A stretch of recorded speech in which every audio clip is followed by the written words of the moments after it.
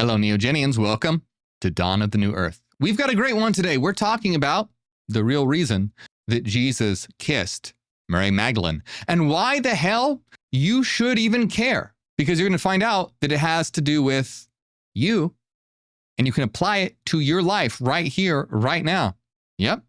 You're going to see how. It's going to blow your mind. It's one of my favorite symbols within the Gnostic world. So that's what we're talking about today, the real reason Jesus kissed Mary Magdalene. And before we do, I want to remind you, this is way more than a channel. We are here making higher consciousness go viral, reaching millions of people with the information the church tried to bury for thousands of years. So make sure you hit like, share, subscribe to spread this knowledge like fire. If you want to help out even more, you can become a member on YouTube or Patreon and get access to members only videos. There's a ton of them. They're great, as well as free downloads on inner transformation, alchemy, Kabbalah, etc. You can also support by checking out my books. I am a Neogenian, and I have written a 5-part series on the Neogenian system.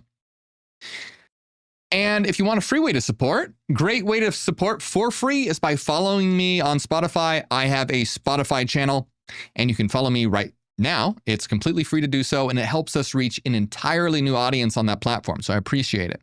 Appreciate it very much. Okay, but let's get to the main topic, the real reason that Jesus kissed Mary Magdalene. And this shows up in a Gnostic gospel called the Gospel of Philip.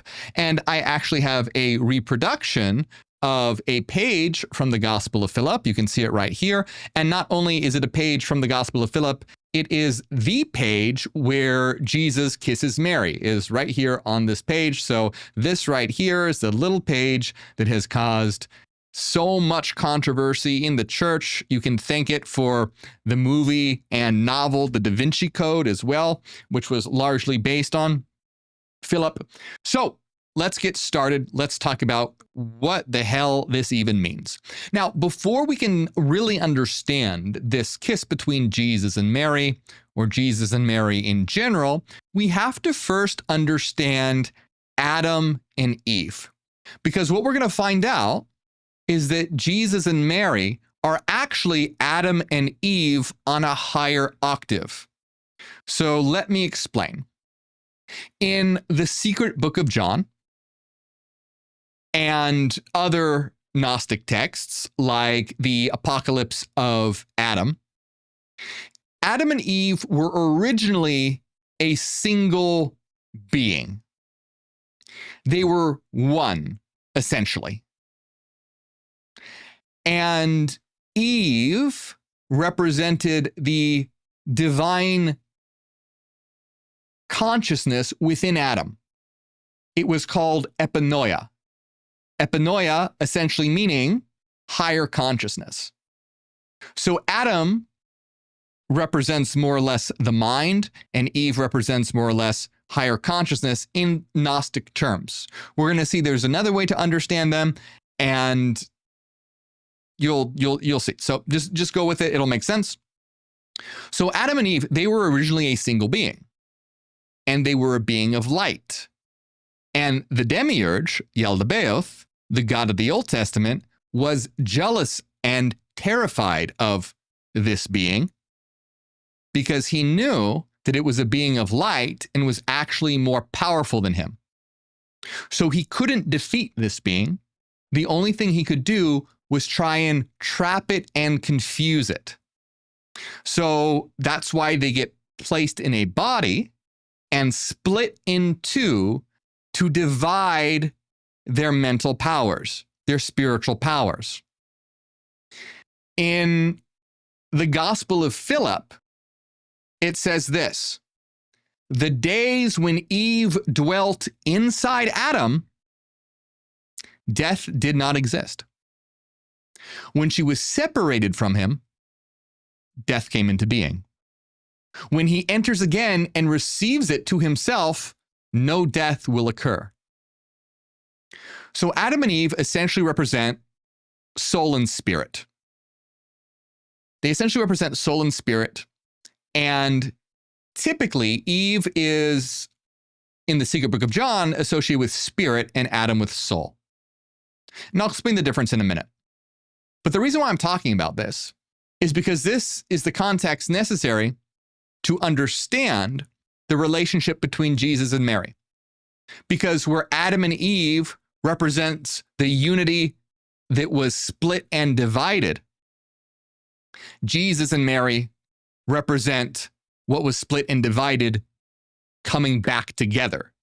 So Adam and Eve, the separation, Jesus and Mary, the reunion of soul and spirit. And in this context, Christ is associated with spirit and Mary is associated with soul. And in the Gospel of Philip, it tells us bluntly, after talking about Adam and Eve and the split and all that, it says this: Christ came in order that the separation that took place in the beginning could be cured. He will join them both together again. And the woman will unite with her husband in the bridal chamber. And those who have united in the bridal chamber will be separated no longer. So there's a lot to unpack here. First, we have to talk about the bridal chamber. The bridal chamber was a secret ritual of the Valentinian Gnostics. And all of this is symbolic for what's happening within you, not out there. It's not about an actual man and woman getting married. It's about your divided self coming back together in union and in harmony. The easiest way to understand this. Okay, let's before we go any further, let's talk about the difference between soul and spirit, okay? So soul and spirit. So soul comes from the Greek word psyche, which also means mind, okay? So psyche means mind and soul and mind. So the mind was seen as the soul. And the soul, or the psyche, you can think of as like your human mind that carries your thoughts, emotions, instincts, desires, memories. So it's the part of you that moves through life and learns its origin and forgets things, remember things, etc. It's your human experience. Now the spirit comes from the Greek word pneuma, okay? Pneuma, which means breath or spirit, like the breath of life. And that is the divine self within you. It's the eternal spark that knows where it came from. And what it does is it awakens the soul and draws it to its true source. Okay? So, that can sound really abstract, but we can understand it also in terms closely to get a kind of, better understanding of it. We can understand it closely related to the left brain associated functions and the right brain associated functions. So you can think of Adam and Eve as almost like the two hemispheres of the brain. Now, I want to be clear, this brain lateralization model that splits left brain and right brain into these specific categories, that is an extremely simplified model. It's not accurate, but it is good enough to easily get us to start understanding these things without having to take a course in neuroscience.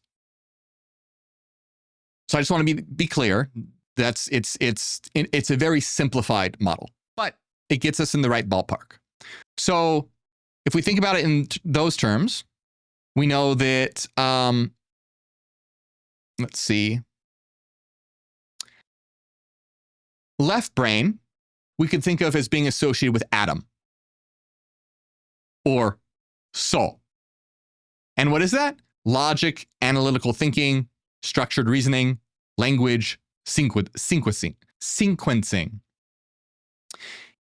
Eve is more associated with right brain functions and spirit, because what is right brain functions associated with? Intuition, creativity, seeing things in terms of wholes, a holistic perception rather than separated, seeing unity, and symbolic meaning.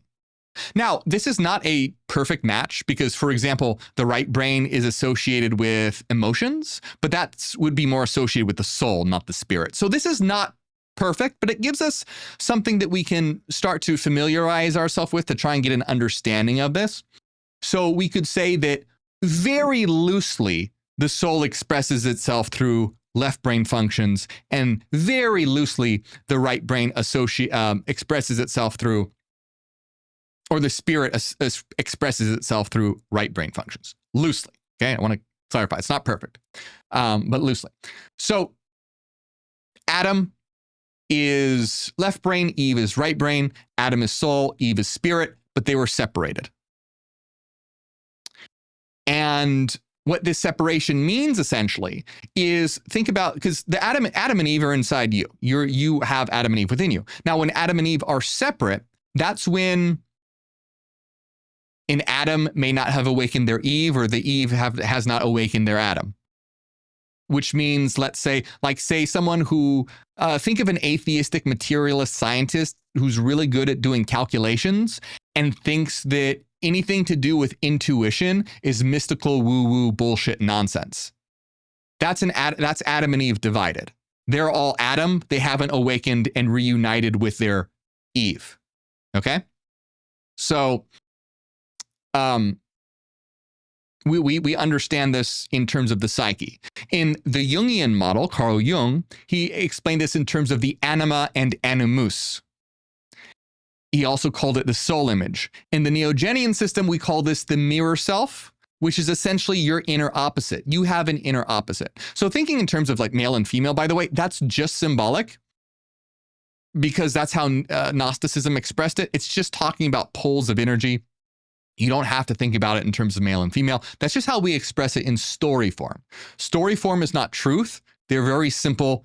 Well, not always simple, but they are symbols that help us understand and grasp certain concepts. So that's really important to remember. Don't mistake the symbol for the thing itself. Just because it's symbolized in male and female doesn't mean it's actually male and female. You could symbolize it as positive and negative energy. You could symbolize it as the sun and the moon, or gold and silver. So we have this, okay? So that's what Adam and Eve represent. Adam soul, Eve spirit. Adam left brain, Eve right brain. Loosely. But notice something. When it comes to Jesus and Mary, Jesus is spirit and Mary is soul. So that just goes to show you that these categories are not actually about literal gender. Because in the Secret Book of John and the Adam Eve story, the male or the masculine is soul and the feminine is spirit. Whereas in the context of Jesus and Mary, the masculine represented by Christ is spirit and the feminine represented by Mary is soul. Main idea here is, don't get caught up in the gender symbolism if that confuses you, because it's totally interchangeable. It's just talking about opposites. That's all it's doing. It's talking about opposites. So that's why this symbolism is used. Okay. So we've talked about this in terms of the mirror self and brain lateralization. So let's get back to, let's see, where should we get back? Let me check my notes here. Great. So the idea here is to marry your inner Adam and Eve. Now, this inner marriage is just bring the two back into one. Jesus even says, make the two into one. In the Gospel of Thomas, he says, make the upper like the lower and the lower like the upper, and the masculine into feminine and the feminine into masculine, and then you will enter the kingdom. So these are all metaphors for the unity that you need to have in you. So the bridal chamber is designed to awaken your higher consciousness and divinity. And the Gospel of Philip says, the Lord performed all things with a symbolic meaning and bridal chamber. So the Gospel of Philip is straight up telling you, hey guys, this is symbolic. Don't take it literally. It's a symbol. Gospel of Philip says this continuously, and even says that the archons confuse people by manipulating language and assigning good names to bad things and bad names to good things so that people get all confused. This is just basically saying like, hey, be clear-headed. What we're talking about here is symbolism. And it says the Holy of Holies is the bridal chamber.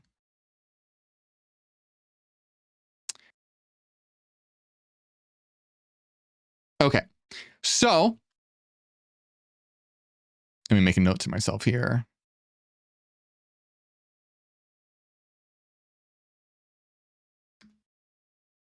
Okay, so we're talking about the bridal chamber. The bridal chamber represents the union of the bride and bridegroom. Okay? Represents the union of the bride and bridegroom. And Jesus and Mary Magdalene symbolize the bride and bridegroom.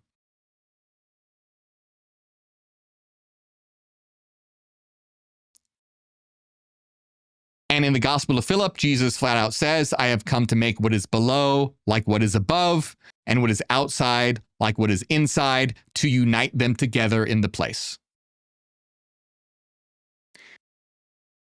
And we see this throughout the occult as well, and esoterica in general. They talked about this a lot in alchemy. If you've ever seen the twin serpents crawling up the staff of Hermes, and then they also put it in terms of the marriage of the king and queen. The king, the sun, the queen, the moon, and their marriage into a single being. That was the goal of alchemy, uniting the two into one, to make what is above like what is below. That's the alchemy of the bridal chamber. The Gospel of Philip says the wife will unite with her husband in the bridal chamber, and those who have united in the bridal chamber will be separated no longer. Once again, this is about your inner marriage within yourself. And what we really want to understand, especially when we start talking about Jesus and Mary and their kiss, is that, like I said, it's symbolic. Here's the Gospel of Philip emphasizing this again. Truth did not enter to the world. I'm sorry, hold on. Truth did not enter into the world naked, but it arrived with types and images. It will not be obtained in any other way. What does that mean? Truth didn't enter into the world naked. Meaning truth didn't enter into the world exposed so you can easily see it. Truth entered into the world through symbols, veiled in symbolism. And you have to understand it through its symbolism, because it's not something that just appears before you in an easily understandable way. That's why we use symbols, so that we can understand these ideas and bring them into a form that our mind can work with and grasp. Because humanity communicates or learns through stories. Humanity learns through stories. And that's very much associated with the right brain. Our right brain understands symbolism, not logic. Left brain understands logic, and that's a different way for understanding objective reality. But in a symbolic sense, we're using the right brain hemispheric associated functions. So let's see here. Let's get into Jesus and Mary. So this is huge. This is the controversial verse, one of the most controversial verses in all of Gnosticism. And it says this: and the companion of the Savior was Mary Magdalene. Christ loved her more than all the disciples and used to kiss her often on her. And then A piece is missing. Very dramatic. Where did he kiss her? The piece is missing. We don't know. But we can infer that they mean the mouth. In fact, it's so people have been so sure that it means to say the mouth. A lot of translations just say that. A lot of translations of the Gnostic text just straight up say the disciple, he loved her more than all the disciples and used to kiss her often on her mouth. But here's the other thing. It calls her the companion of the Savior. And the Greek word for companion is koinonos, which can mean wife. It means companion, partner, or wife. So when we look at this verse in the context of what the Gospel of Philip is talking about, all this image of marriage and the bride and the bridegroom, come on, that's what they meant. The companion and the wife of the Savior was Mary Magdalene. Pretty obvious when you look at it in context of everything that they were talking about. Now, was Jesus literally married? Like historically? Maybe he was, maybe he wasn't. But that's not what this gospel is talking about. It's not talking about history. It's talking about symbolism, how to understand this in a way that your mind can grasp these concepts and begin to have that inner marriage happen within you. So to think that this has to do with the historical marriage of Mary and Jesus is to miss the point entirely, because what did the Gospel of Philip just tell you? This is symbolic. So yeah, just keep that in mind, because people get tripped up all the time with this kind of stuff. Maybe Jesus was married, maybe he wasn't, but that's not what this gospel is. This gospel is being symbolic here. So he kissed her on her mouth. What does that represent? What does that mean? Well, the Gospel of Philip, right before Mary Magdalene shows up, okay? Right before Mary Magdalene shows up, the Gospel of Philip explains to us the meaning or the symbolic meaning of the kiss. It says this: we are nourished by the promise of heaven. Not a place in the clouds, but divinity. We are nourished by the promise of heaven from the mouth of the Word. If the Word emanated from the mouth, it is perfect. The perfect are conceived and born through a kiss. Because of this, we kiss each other too, conceiving from the grace that dwells inside each other. So this is highly symbolic by basically saying truth comes from the mouth of divinity. And the perfect are conceived through a kiss. The perfect meaning complete.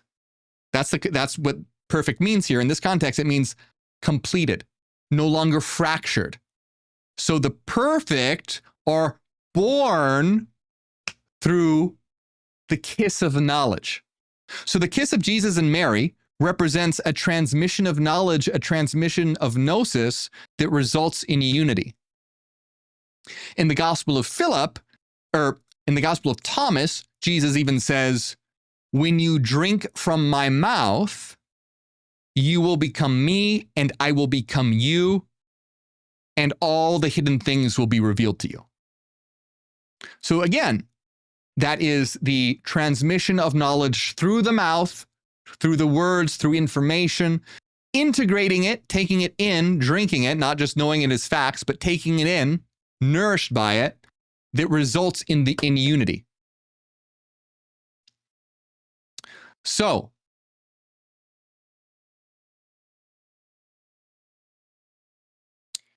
the text again, Gospel of Philip, emphasizes Christ came to repair the separation that existed since the beginning by uniting the two again. Okay, so Jesus and Mary, they represent the bride and bridegroom of the bridal chamber, which is the sacred union of spirit and soul. And they give birth to a new level of consciousness through the kiss of Gnosis. So a new level of consciousness results from the proper development of all your faculties. It's when the rational person develops their intuition. It's when the intuitive person develops their logic. They become whole. They can start to see the whole picture of reality, seeing how everything connects. They're connected to the realm of the unconscious intuitively, and they're getting all this data, and then they can use logic and reason to begin to understand this data, map it out, form it into a cohesive pattern that makes logical sense, instead of getting caught in fantasy and delusion. If you're all rational with no intuition, you're like a machine, you're like a calculator, you're like an AI. If you're all intuition with no reason, you're like you're caught in fantasy, caught in delusion. You can't tell what's real and what's not real. So you need both. Death entered into the world when the two were split because you forget that you're divine. You need to have the two into one to know that you are immortal, not in a physical sense, but in an eternal sense. And you know that through Gnosis, which requires intuition and logic working together, Adam and Eve working together, Jesus and Mary united again.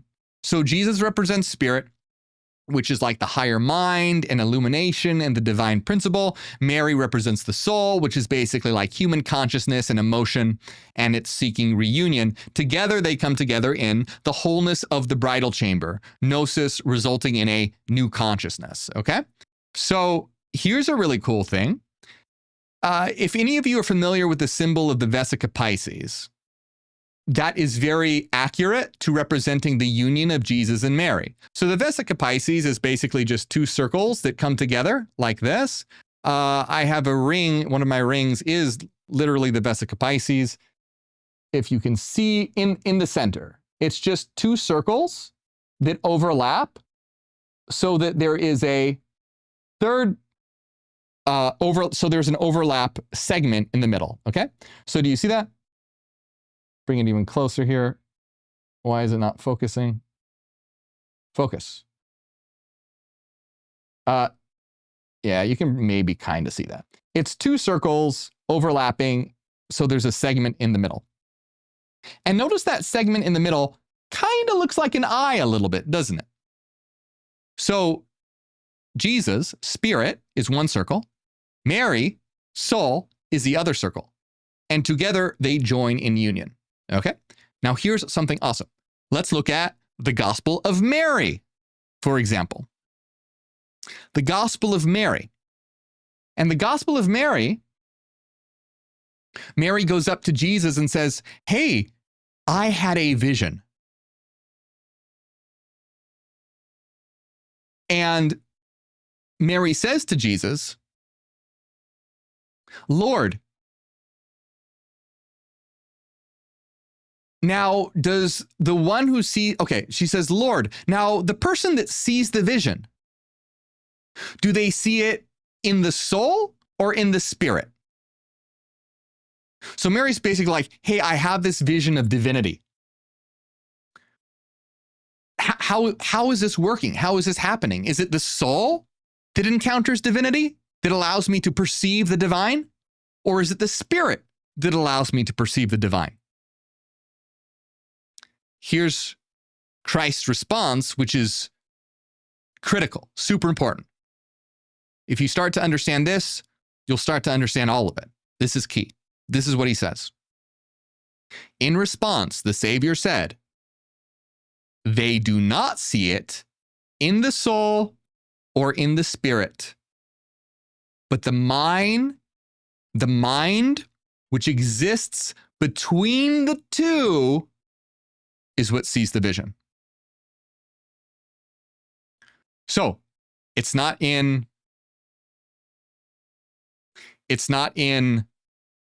the soul, and it's not in the spirit. It's in the mind that is between the two, that overlapping center segment, which means that it's about integrating the two. And in that segment, that's a higher consciousness is born, and then you can perceive the divine. You can understand reality. You can achieve Gnosis, not through the soul alone, not through the spirit alone, but the mind that is between the two. the result from the inner union. That's key. That's critical.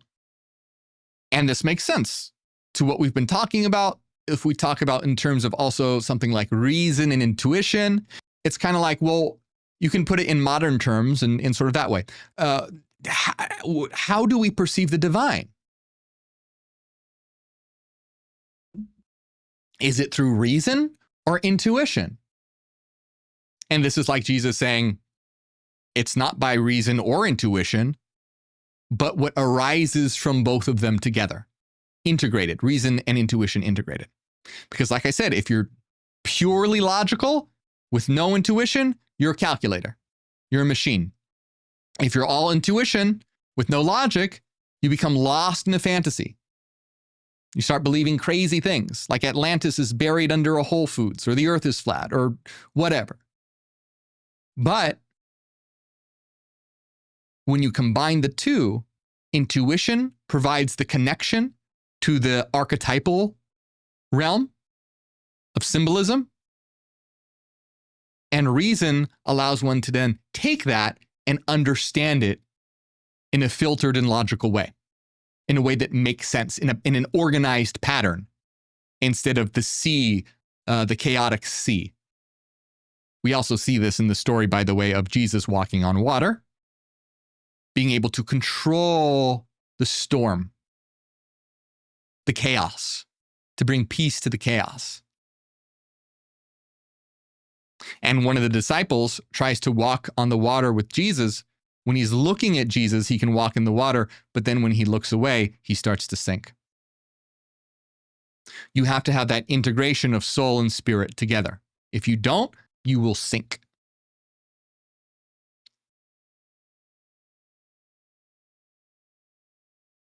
So, why does it say that Jesus loved Mary more than all the disciples? Well, guess what? The disciples want to know that too. And they say, why do you love her more than all of us? The Savior answered and said to them, why don't I love you like her? A blind person and a sighted person who both dwell in darkness don't differ from each other.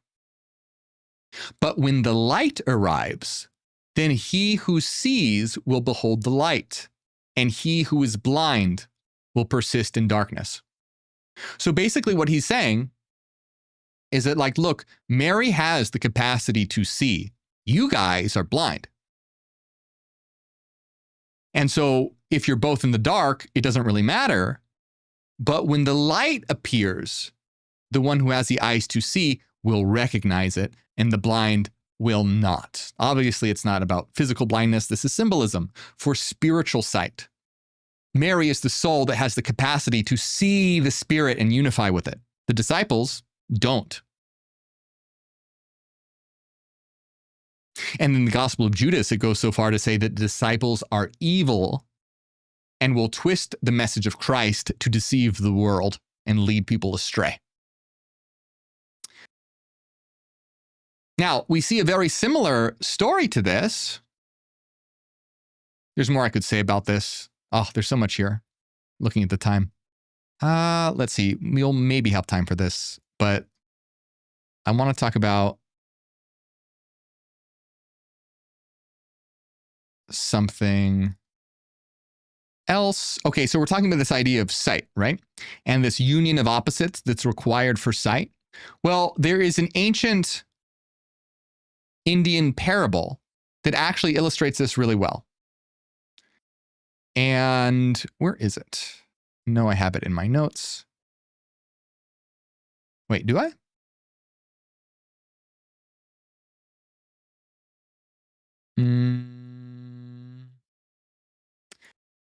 Might be in my other notes. Let me see. Where would I have this? Philip. Is that? Oh, is it actually? Do I have that in the Gospel of Thomas?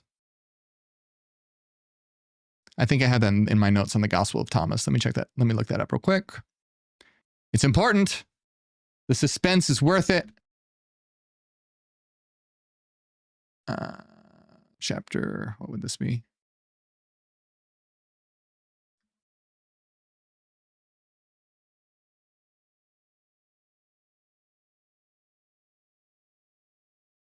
Okay, let me see if it's, no, that's the Gospel of Judas.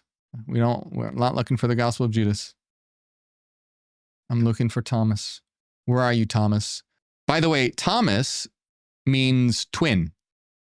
Thomas is the twin of Christ, someone who has understood his message and has become Christ's twin. Because that's what the word Thomas means. There we go.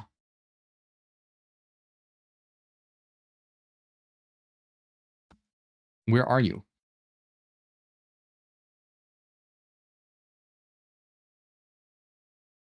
Yes. Okay. All right. So let's talk about this. What did Jesus just say? Basically, Jesus told the disciples, hey, I love Mary more than you because you guys are blind and can't see anything, but Mary has the eyes to see. She can recognize the light. She can recognize Gnosis. So let's take a look at this parable from India, which helps us understand this even more. And it's the story of the blind men and the elephant. Okay. So the story goes like this. You have a bunch of blind men, let's say 5 of them or so. They've never seen an elephant in their life. They're blind, let's say, since birth. But they've also never heard of an elephant. No one has ever told them what an elephant is. Okay. So they have no conception of elephant. They have no idea what that word is, what it means. They've never seen it. They don't know. But basically, there's an elephant in front of them. And since they're blind, they're going to go up and feel the elephant to try and figure out what an elephant is. They don't even know that it's an animal. They just know that there's something called elephant in front of them. They're blind. They can't see it. So they're going to feel it to try and figure out what it is. And so one of the blind men touches the leg of the elephant and says, oh, the elephant, it's like a tree. That's what an elephant is. It's like a tree. Someone else touches the trunk and goes, no, you crazy? It's like a snake. What do you mean it's like a tree? No, an elephant's like a snake. Someone else touches the tusk and goes, you're both wrong. It's a spear. Someone touches the big ear and says, no, it's like a fan. Someone touches the side of it and goes, no, it's like a wall. Someone else grabs the tail and goes, you guys are crazy. It's like a rope. So what's happening here is that these blind men, none of them are lying, though in the story they believe that they are and even start fighting each other because they think that the other people are trying to deceive the other one, that there's deception afoot, and so they fight. But what this represents is a limited perspective, and they're not lying. They think that they're telling the truth, and they kind of are, but only partially. An elephant is kind of like a wall. Part of it is kind of like a snake. Part of it is kind of like a tree. But those are just different pieces and parts and aspects of it. So the elephant represents, in the interpretation that we're talking about here and the way that we're using it to understand, the elephant represents reality as a whole. And the blind men are limited perspectives on that reality. But when you have the eyes to see, you can see the whole elephant. The divine elephant in the room, you can see it. You know what it is, wholly, all at once. And that's what it's like to step into a new consciousness. You can see how reality connects. Because most people are like the blind men. Everyone has a different field of study or philosophy or religion. They're all touching one part of reality and saying, this is it, I found the truth. But the problem is when you say, oh, I found the whole truth and everyone else is an idiot. No, you've found a piece of it. So this is like the materialist science who studies matter and says reality is matter. Or, the mystic who uses intuition to experience the source and goes, reality isn't matter, it's an illusion, we should reject it and just focus on the spiritual. Where they're all seeing like different pieces of it. Yes, there are aspects to reality.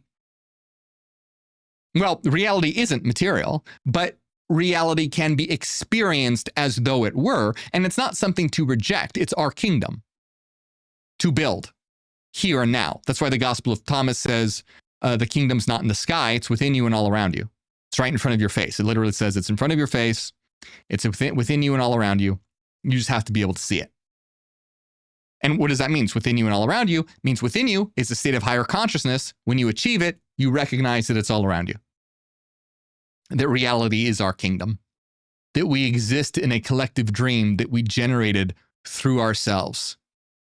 And that we're now on a path of reunion.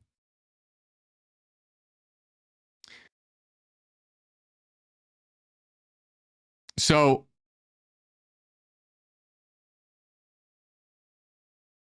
the Gospel of Thomas also tells us the person who knows everything but is personally lacking lacks everything.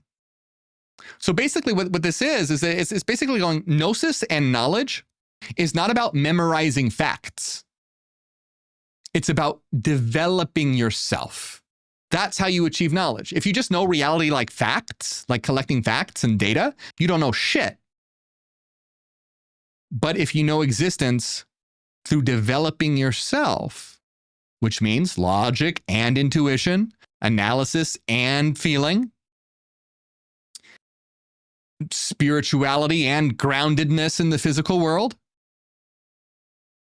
then you start to see the whole elephant. You have the eyes to see. You can recognize the light.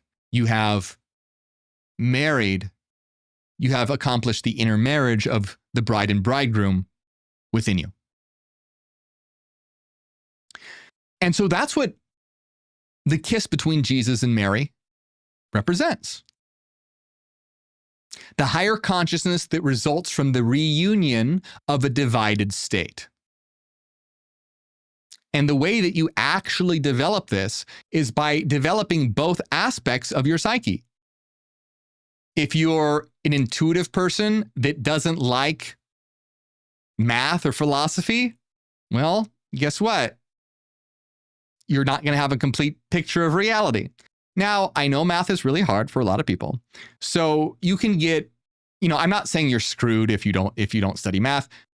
You won't have a full picture, but you can get close, okay? So I'm not saying everyone has to take math lessons. It would be great if you did. I'll tell you right now. But I know that I don't want to discourage anyone from being like, oh my God, yeah. But you can see why this is super difficult, because the artistic, sort of intuitive person, the last thing they want to do usually is take a math class or a class on logic or on rational philosophy, let's say. Whereas the converse is true as well. The super logical, analytical, rational person, the last thing they want to do is start meditating and using tarot cards. Because they're like, that's mystical woo-woo bullshit nonsense. But if they did, they would start to develop their intuition. And they could use their reason coupled with that intuition. So that's why this is this is the key to higher consciousness. It is the doorway to your higher self and the doorway to understanding yourself and all of us as reality.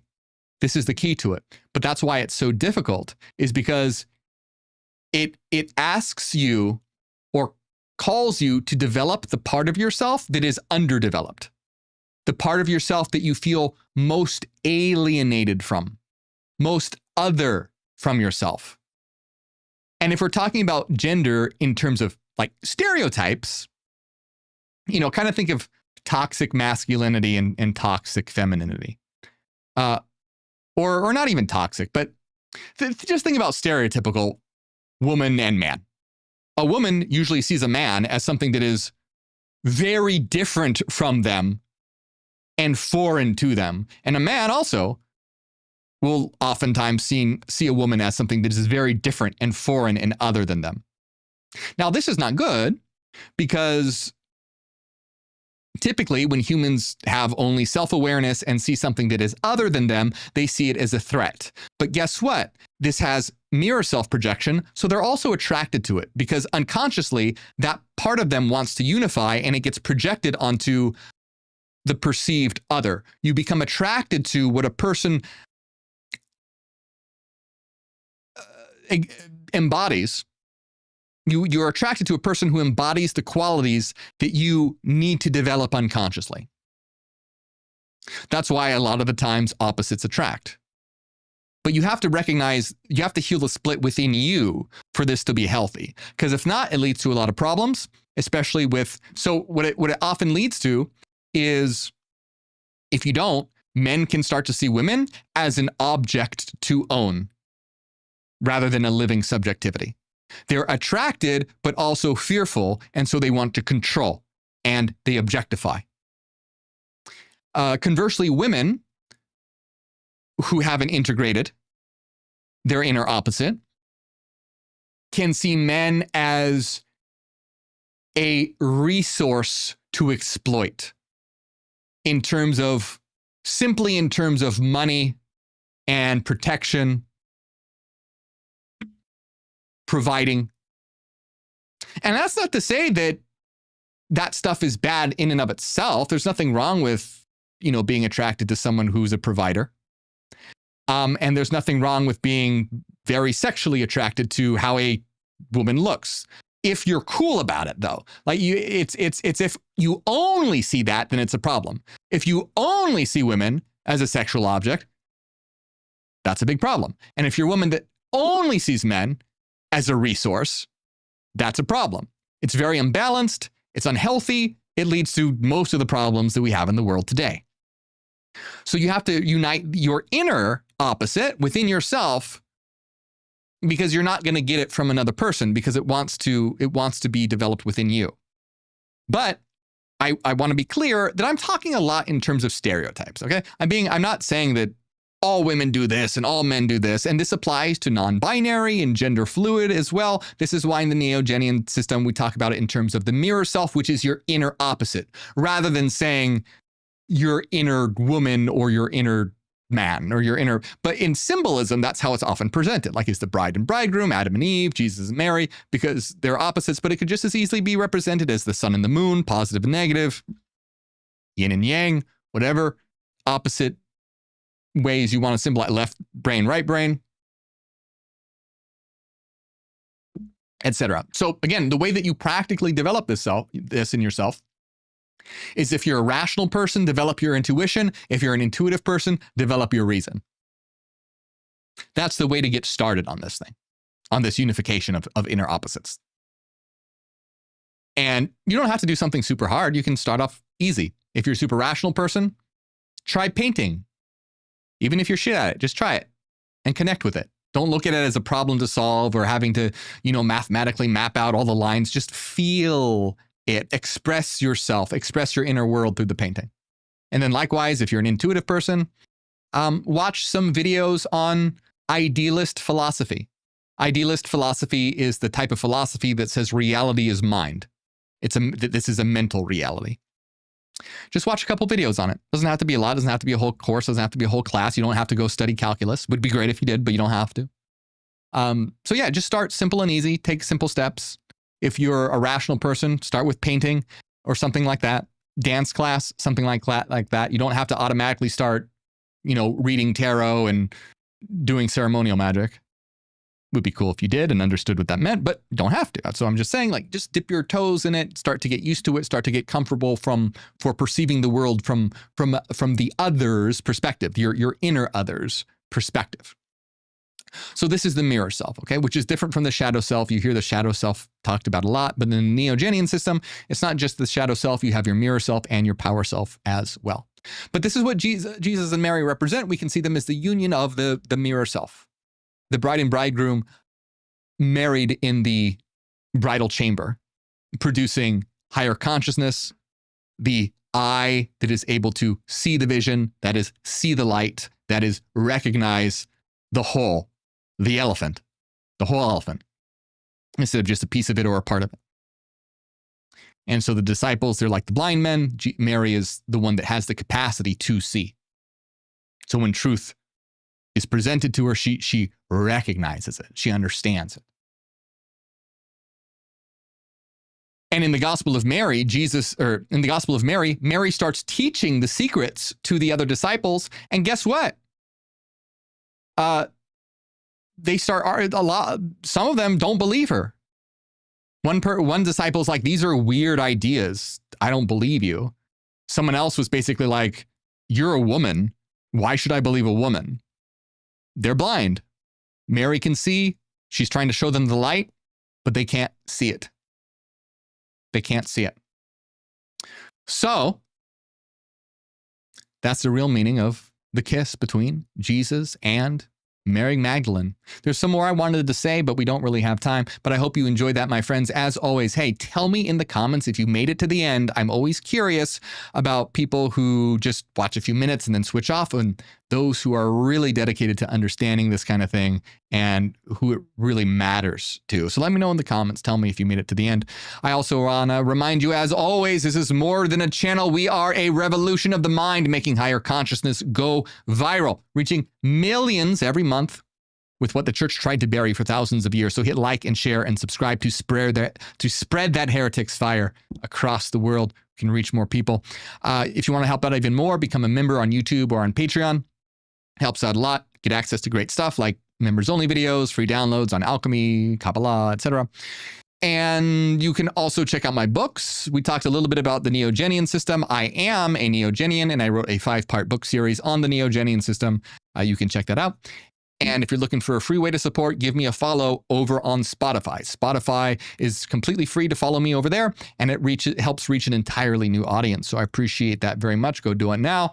And yeah, thank you all very much, my friends. I appreciate the support. And I want to give a big shout out to everyone who supports, especially Renaissance Fairy, Cassidy, Angela, Dallas, Nusalina, Eric, Soul, Toronado, Banshee, Pop Out, Hyper Saiyan, Chris, Arc Ratziel, Joe Ray, HKA, and Masticate, who just became a member today. I appreciate you so very much. And everyone else down here, thank you all. You guys are great.